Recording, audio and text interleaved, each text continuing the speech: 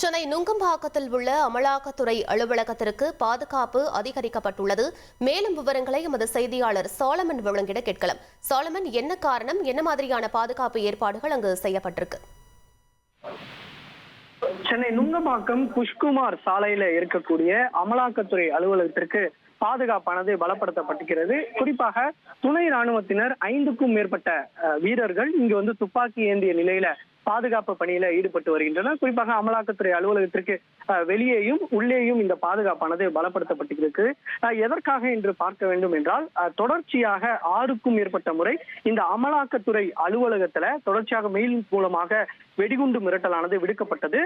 இந்த அலுவலகத்துல தொடர்ச்சியாக சோதனை மேற்கொண்டதுல முரளி என தெரிய வந்தாலும் தொடர்ச்சியாக இந்த வெடிகுண்டு மிரட்டல் விடுக்கப்படும் சம்பவமானது அதிகரித்து வருவதால இந்த பாதுகாப்பானது பலப்படுத்தப்பட்டு இருப்பதாகவும், அதே போல பாதுகாப்பு காரணங்களுக்காகவும் இங்கு சிஆர்பிஎஃப் மற்றும் அந்த துணை ராணுவத்தினர் தொடர்ச்சியாக பாதுகாப்பு பணியில ஈடுபட்டு இருப்பதாகவும் தகவலானது தெரிவிக்கப்பட்டிருக்கிறது.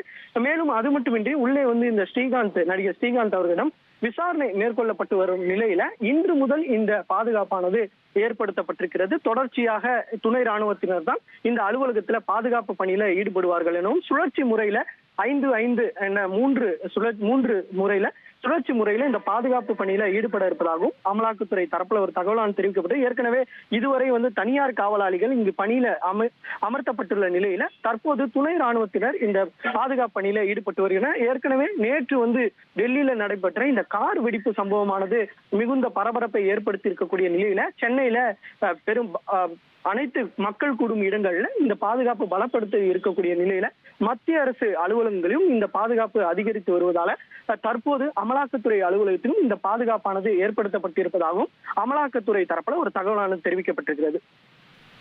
விவரங்களுக்கு நன்றி சோலமன். ட்ரெண்ட ஃப்ரெண்ட் ஆக்கிக்கோங்க. தந்தி டிவியின் சப்ஸ்கிரைபர்ஸ் அண்ட் ஃபாலோவர்ஸ் குடும்பத்துல நீங்களும் இணையுங்க.